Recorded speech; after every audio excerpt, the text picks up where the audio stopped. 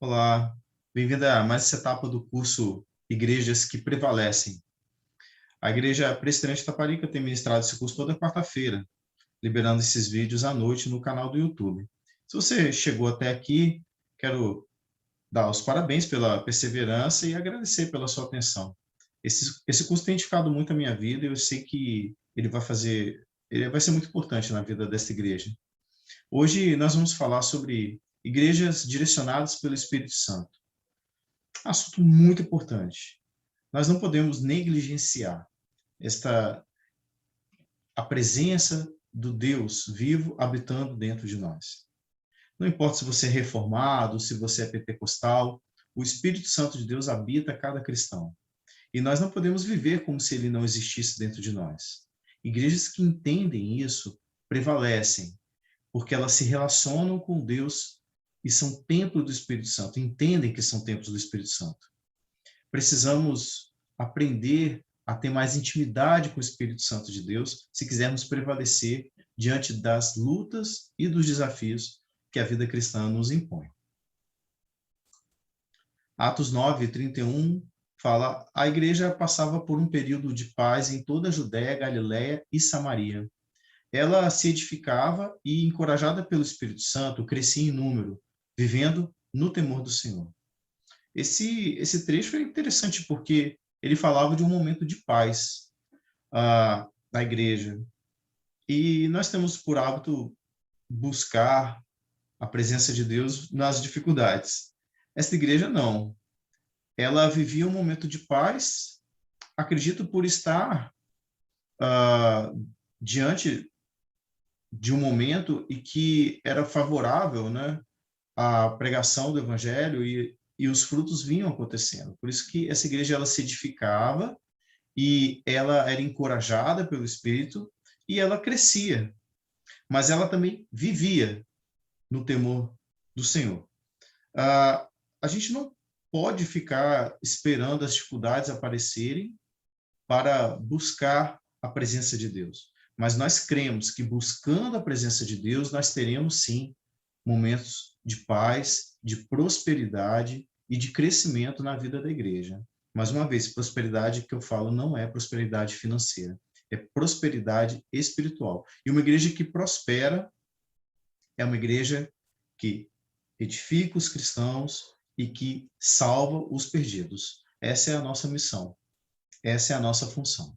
Portanto, esta igreja, ela tinha um relacionamento com o Espírito Santo e ela estava colhendo os frutos desse Espírito Santo.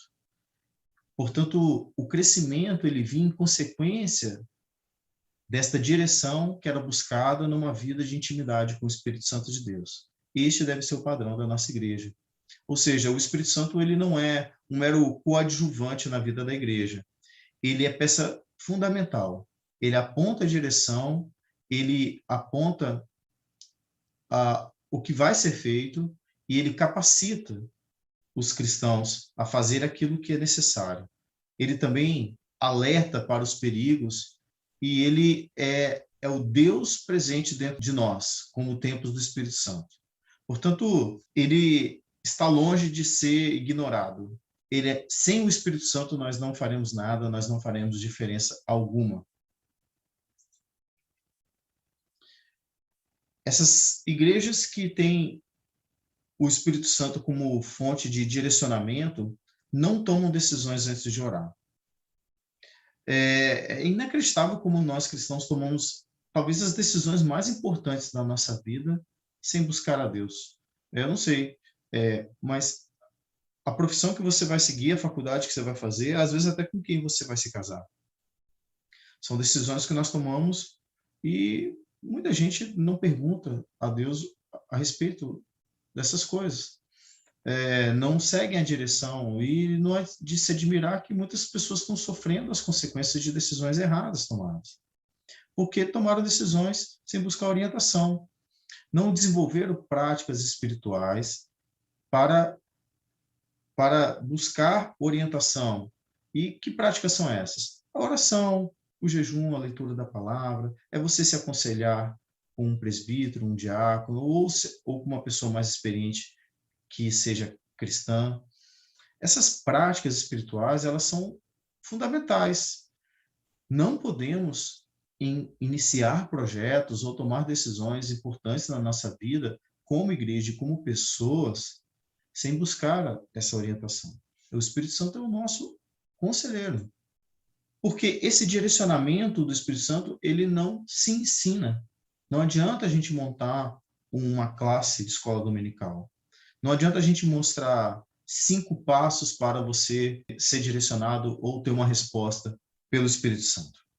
Isso requer um relacionamento pessoal. E aí, no caso, este capítulo do livro, ele tem essa peculiaridade.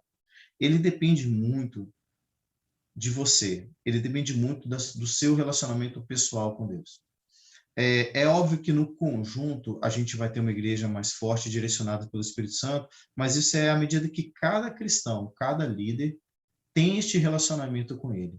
E este relacionamento, como qualquer relacionamento, ele tem que ser desenvolvido. Você não conhece uma pessoa nova e imediatamente leva na tua casa, principalmente nós capixabas, e viramos os melhores amigos. Não é assim que a coisa funciona. Você conhece a pessoa, daqui a pouco vocês têm uma conversa um pouco mais prolongada, um pouco mais aprofundada, daqui a pouco você chama para tomar um café, daqui a pouco a pessoa começa a frequentar a tua casa e de repente vocês são melhores amigos ao longo de uma coisa construída. Esta afinidade, ela vai se desenvolvendo e ela requer um relacionamento. Se nós não nos relacionamos com o Espírito, se nós não conversamos com ele, se nós não perguntamos a ele, e se nós principalmente não ouvimos a sua voz, você não vai ser capaz de ter as respostas necessárias. Portanto, é preciso construir um relacionamento pessoal com ele.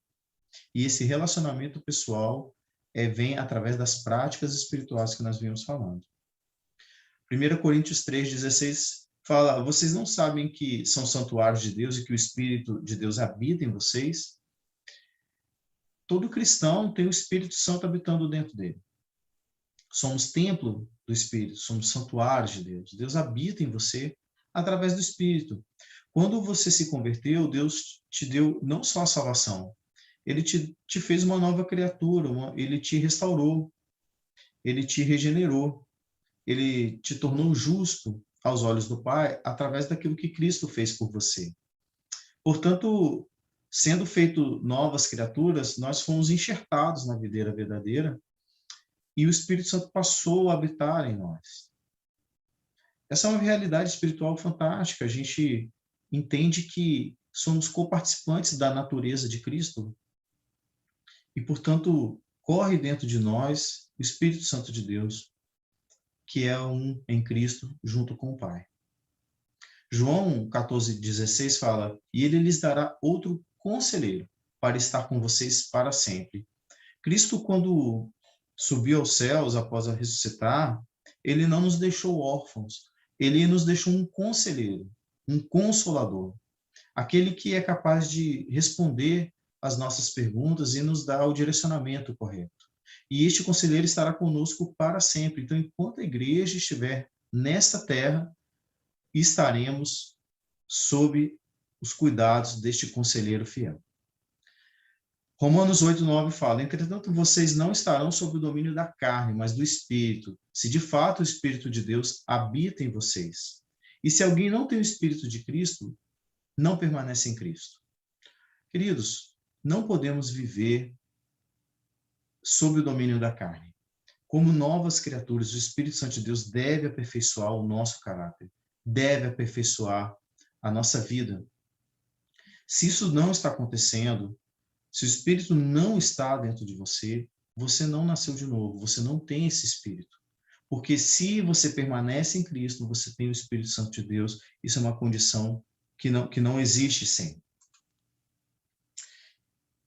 O que faz o Espírito Santo? Ao longo da história, o Espírito Santo está presente desde a criação, desde o haja luz, façamos o homem à nossa imagem e semelhança. Ele vem estado através da unção no Velho Testamento, sobre os profetas, sobre os reis, dando capacidades espirituais, capacidades especiais. Mas na vida do cristão, ele é o Consolador, ele inspirou as Escrituras, ele que distribui os dons espirituais, ele aponta a direção para os servos irem para A ou B, ele fala ao nosso coração quando estamos errados, nos alertando e nos convencendo a respeito do pecado, da justiça e do juízo. É o Espírito Santo que dá aquela capacidade especial de você fazer algo que não, sobrenatural, algo que você não poderia fazer por condições próprias. O Espírito Santo ele é essencial na vida do cristão e numa igreja que precisa vencer, né, seus desafios diários. Portanto, uma vida cheia do Espírito Santo, você anda no Espírito, você ora no Espírito, você toma suas decisões baseadas naquilo que o Espírito Santo diz dentro de você. Se não fizermos essas coisas, se não buscarmos, se não andarmos nele, e andar no Espírito é andar na direção que o Espírito aponta, faça isso, não faça aquilo, largue isso, comece aquele outro projeto. Se você não ora no Espírito, se você ora na carne, ou seja, se a sua oração é para você mesmo, você não vai ter a bênção de ter a direção correta do Espírito Santo de Deus.